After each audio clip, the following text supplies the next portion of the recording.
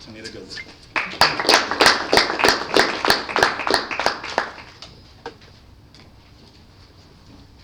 Thank you. Good evening, everyone.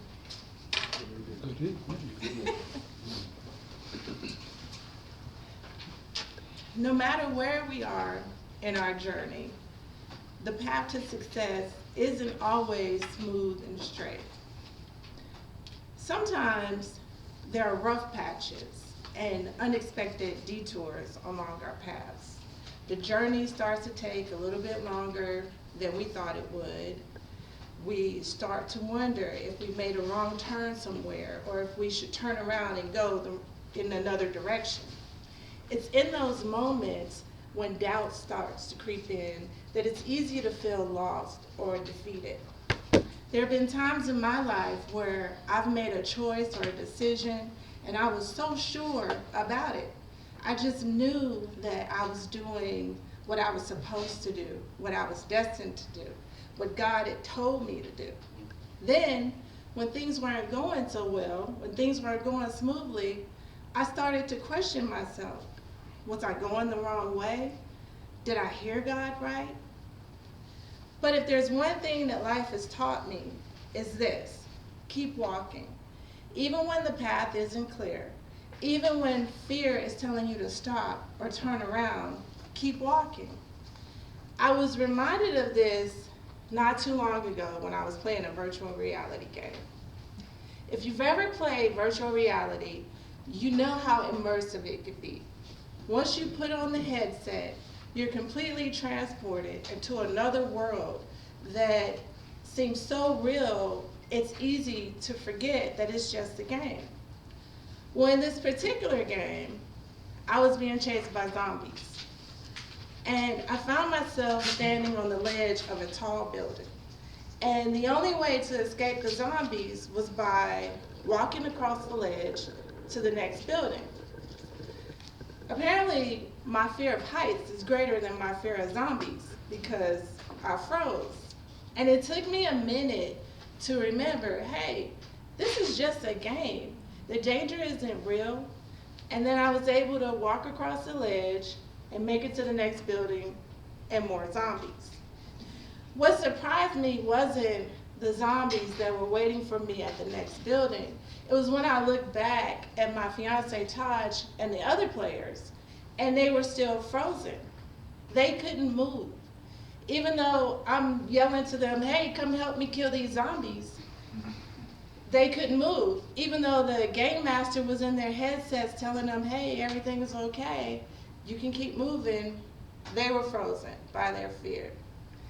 After the game, I reflected on it, and I reflected on the lesson that it brought. And I thought about how similar virtual reality is to reality, and how we often allow our fear to keep us stuck in place. I thought about fear, false evidence appearing real.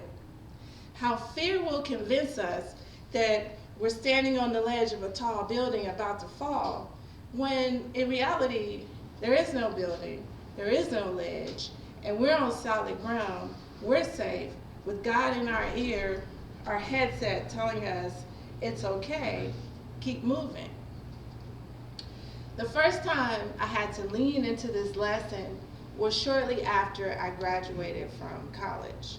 It was 1994, and after 5 long years of hard work and almost joining the Army during the middle of a war, I graduated. I had done it. I graduated from Tulane University with a bachelor's degree in civil engineering.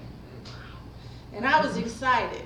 I couldn't wait. I was ready to take on the world. And I started sending my resume out to a bunch of different firms, and the responses I got were crickets.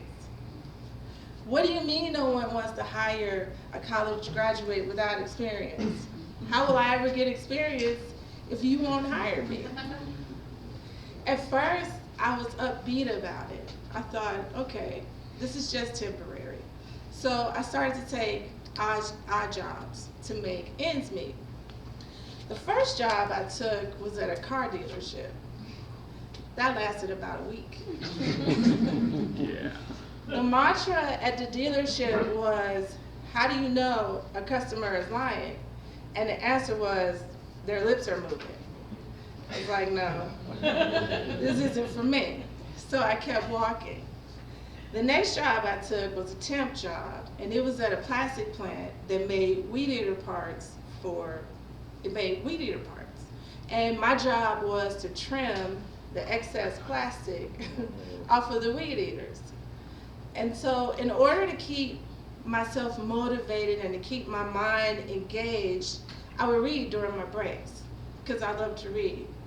And the other employees couldn't understand why I would show up to work every day with a backpack full of books.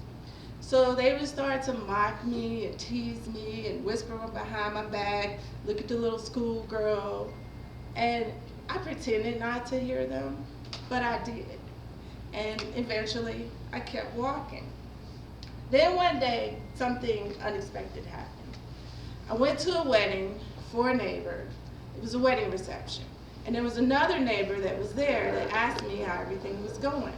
And I told her exactly how everything was going. I said, you know, I'm having trouble finding a job where I could use my degree.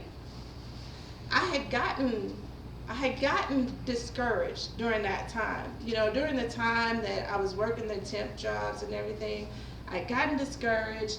I started questioning myself. I started questioning God. Did I pursue the right degree? Should I go back to school? Should I do something completely different? So at this moment, when I was talking to this neighbor, there was a lot of frustration that came out. But she said, hey, I know someone who's an engineer. You should talk to him. And so I said, okay. She gave me his information. I reached out to him. He said, I used to work for the city engineer's office. You should go see them. And I did. Ultimately, that led to my first engineering job. It was a few months later, after I had been working for the city engineer's office, that I got the rest of the story. Turns out that city engineer's office wasn't diverse, and some of the employees had started to ask questions about it. There were minority inspectors, there were minority drafters, but there were no minority engineers. He had told his employees that the next black civil engineer that walked through the door would be hired. At that time, in Shreveport, Louisiana, there were only 2 black civil engineers, and I was one of them. So you can call it luck, you can call it a coincidence, you can call it DEI,